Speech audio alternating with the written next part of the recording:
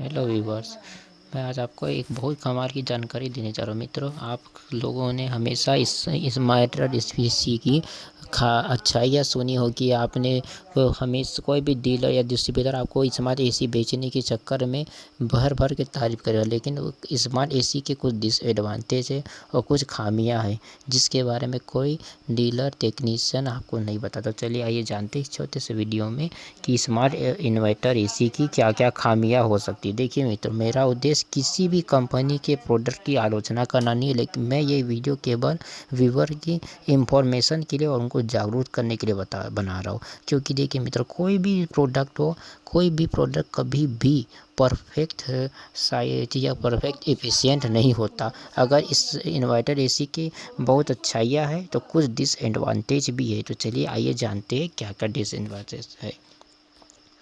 Smart inverter AC बिजली तो बहुत बचत करता है, पर मित्रों अगर आप ऐसे कंपेयर करोगे, अगर आप थोड़े समय के चला रहे हो तो नॉर्मल एसी और इन्वर्टर एसी में कोई फ़र्क नहीं पड़ेगा, लेकिन अगर आप लॉन्ग टर्म में चला रहे हो तब आपको स्मार्ट एसी बिजली बचा के देता है। और स्मार्ट इन्वर्टर एसी के लिए आपको एक स्मूथ प्रत्यावर्ती धारा कनेक्शन चाहिए।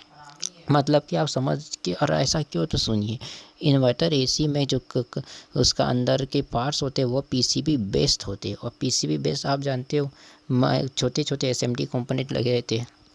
अगर आपके एरिया में वोल्टेज ऊपर नीचे रहता है तो इस स्थिति में आपके पीसीबी कंपोनेंट ख़राब हो सकते हैं, जिससे आपको बहुत हाई रिपेयरिंग कॉस्ट पे करना पड़ सकता है। इसलिए आपको ये सुनिश्चित कर लिया, अगर आप इन्वर्टर एसी ले रहे हो तो आपके घर में ये स्मूथ प्रत्यावर्ती धारा कनेक्शन हो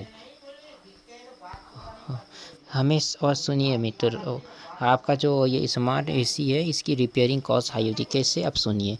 नॉर्मल एसी में आपको प्रत्यावर्ती कंपोनेंट लग रहे, लेकिन इस इन्वर्टर एसी में आपको डीसी कंपोनेंट लग रही है। और डीसी बनाने के लिए आपको क्या चाहिए, एक रेक्टिफायर, और रेक्टिफायर के कारण इसमें पीसीबी की कॉस्ट बढ़ जाती है। और अगर पीसीबी में कोई भी दिक्कत आती है तो आपका as compare normal air condition इसकी रिपेयरिंग कॉस्ट थोड़ी सी हाई रहती है।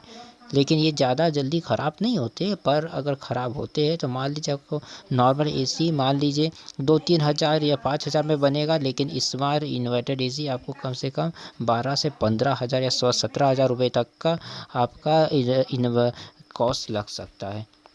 देखिए मित्रों, अब नॉर्मल एसी के पार्ट्स इजीली अवेलेबल रहती है, और अगर मान लीजिए सेम कंपनी का एयर कंडीशन है और अगर उस कंपनी का पास उसका पार्ट अवेलेबल नहीं है तो कोई दूसरे कंपनी के एसी का भी पार्ट उसमें लगाकर चालू किया जा सकता है। पर इन्वर्टर एसी में एक डिसएडवांटेज है कि उसमें आपको सेम कंपनी का पार्ट होना, क्योंकि वही कंपनी उसका गर्भा फाइल के द्वारा पार्ट को मैन्युफैक्चर कर सकती है।